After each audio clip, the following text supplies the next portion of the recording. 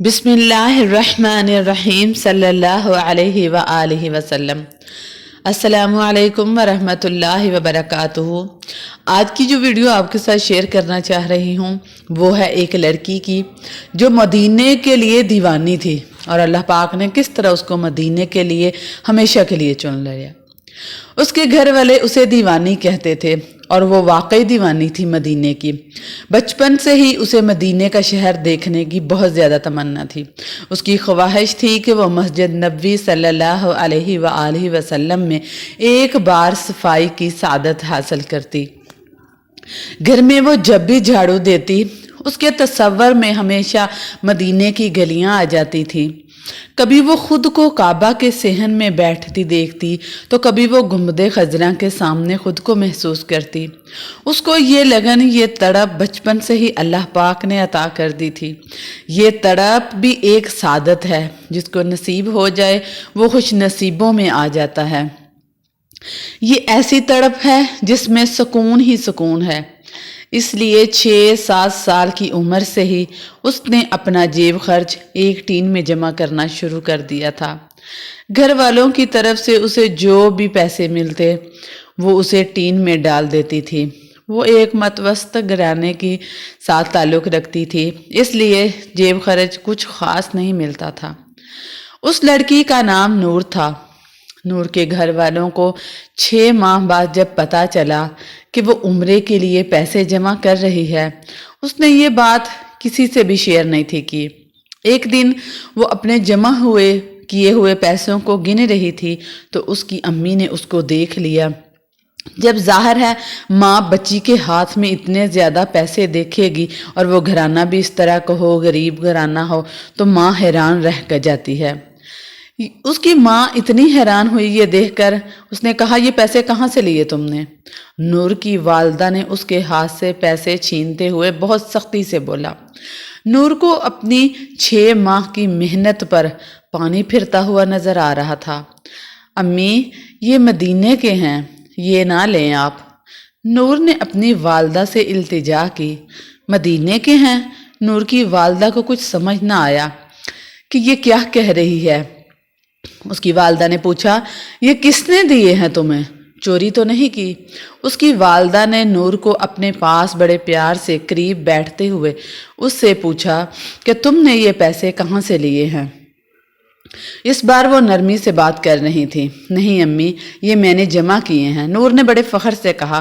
اس کے لہجے میں اب خوشی جھلک رہی تھی۔ نور اپنی والدہ کو ساری بات سمجھا دی۔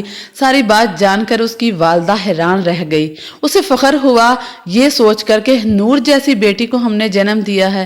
اتنی چھوٹی عمر میں اتنی تڑپ اور اتنی لگن، ملنے والے چند روپے جمع کرنے اس نے شروع کر دیے۔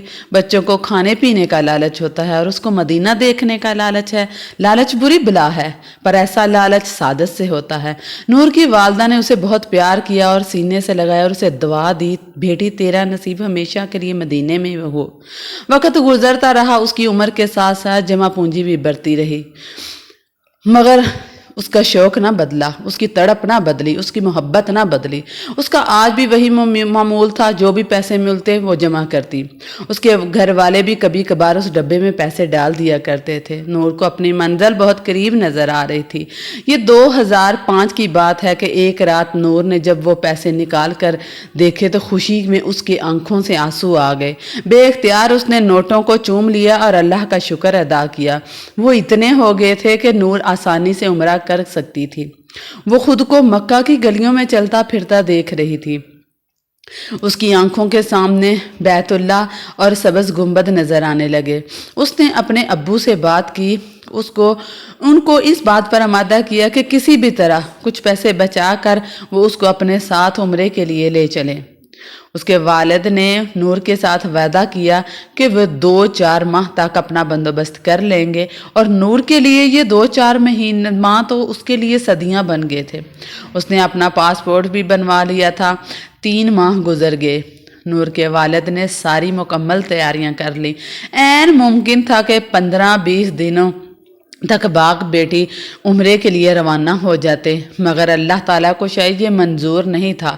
اللہ تعالیٰ کو جو منظور ہوتا ہے وہ ہم جانتے نہیں، جو ہم خود سوچتے ہیں وہی ہمیں چاہیے۔ مگر اللہ تعالیٰ کی دیکھیں، اللہ جل شانہ نے غفلت میں سوئے ہوئے ہم جیسے خطا کار انسان کو جگانے کے لیے زمین ہلا دی۔ 2005 میں آنے والے زلزلے نے ہر طرف تباہی مچا دی تھی، جس میں کشمیر کے کئی شہروں کا نام و نشان مٹ گیا تھا۔ لوگ بے یار و مددگار ہو چکے تھے، ہر کوئی ایک دوسرے سے بچھڑ چکا تھا۔ نہ کسی کے پاس رہنے کو چھت تھی، نہ کسی کے پاس رہنے کو کھانا تھا، اور نہ کسی کے پاس کوئی سامان تھا۔ بے شمار لوگ اپنوں سے بچھڑ چکے تھے۔ بہت ساری امدادی کارروائیاں شروع ہو گئی تھی، جس میں حکومت اور عوام نے بڑھ چڑھ کر حصہ لیا۔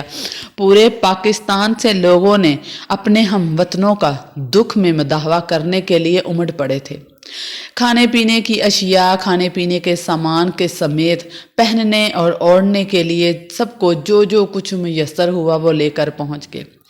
نور کو بھی جب اس حادثے کا پتہ چلا، جب اس حادثے کا علم ہوا، تو اس نے اپنے ہم وطنوں کے دکھ پر وہ رو پڑی، اور مدینے والی کی دیوانی جو تھی، اور درد ظاہر ہے جس کے دل میں مدینے کی دیوانی ہو اور درد دل نہ ہو، یہ کیسے ہو سکتا ہے۔ نور نے اپنی تمام جمع پونجی زلزلہ زدگان کو عطیہ کر دی۔ اس نے کہا تھا کہ اس وقت ان پیسوں کی میرے لوگوں کو زیادہ ضرورت ہے، عمرہ تو میں پھر بھی کبھی کر لوں گی۔ میرے ارد گرد لوگ بھوکے مر رہے ہیں، اور میں عمرہ کرنے چلی جاؤں تو بروز قیامت کہیں مجھ سے مدینے والے صلی اللہ علیہ وآلہ وسلم نے یہ کہہ دیا کہ میری امت کھانے پینے کو ترس رہی تھی اور تم نے کیا کیا ہے، تو میرے پاس کیا جواب ہوگا؟ میں آپ صلی اللہ علیہ وسلم کو کیا جواب دوں گی؟ اور دیکھیں، ٹھیک 6 ماہ کے بعد نور کا ایک رشتہ آ گیا۔ لڑکا سعودیہ میں تھا، اپنا بزنس تھا اس کا۔ چھان پھٹک کے بعد اس کے ماں باپ نے اس لڑکے کے لیے ہاں کر دی۔ لڑکے والے 1 ماہ کے بعد نکاح مانگ رہے تھے۔ نور کے گھر والوں کی اگرچہ کوئی خاص تیاری کوئی نہیں تھی، مگر انہوں نے انکار نہیں تھا کیا، اور 1 ماہ کے بعد دن مقرر بھی کر دیا۔ اللہ پاک کی قدرت دیکھیں، شادی ہو گئی۔ نور دلہن بن کر اپنے سسرال چلی گئی۔ شادی کے ٹھیک 15 دن بعد لڑکا واپس سعودیہ چلا گیا، اور جب وہ سعودیہ گیا تو اس نے اپنی بیوی نور سے یہ وعدہ کیا کہ وہ اسے جلد از جلد اپنے پاس بلا لے گا، اور 2 ماہ بعد نور سعودیہ جانے کے لیے جہاز میں بیٹھی تھی۔ یہ پاکستان سے ڈائریکٹ مدینے کی فلائٹ تھی۔ نور کا شوہر مستقل مدینے میں ہی رہتا تھا، وہیں اس کا کاروبار تھا۔ ایئرپورٹ پر نور کا شوہر اس کا انتظار کر رہا تھا۔ نور نم آنکھوں سے مدینے پاک کی زمین پر کھڑی سوچ رہی تھی کہ کہیں میں یہ خواب تو نہیں دیکھ رہی۔ اللہ جب اپنے بندے پر کرم کرتا ہے تو ہمیں پتہ ہی نہیں چلتا۔ وہ جو مدینے کو دیکھنے کی منتظر تھی، اسے مدینے کا مکین بنا دیا گیا تھا۔ اپنی قسمت پر رشک کرتی وہ گاڑی میں بیٹھی اور گھر جانے کی بجائے سیدھا مسجد نبوی میں چلی گئی۔ مسجد نبوی صلی اللہ علیہ وسلم پر نظر پڑتے ہی اس کی آنکھوں سے اشکوں کا سمندر بہہ نکلا۔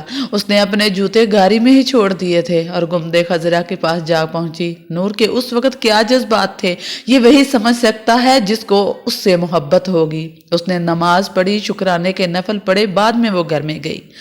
اگلے ہی دن وہ اپنے شوہر کے ساتھ عمرے کے لیے گئی۔ مکہ کی طرف رواں دواں پہاڑوں کو دیکھ رہی تھی، سوچ رہی تھی کہ یہ 14 سال سے یہاں کھڑے ہیں، خوش قسمت ہیں کہ انہوں نے میرے نبی کو دیکھا ہے۔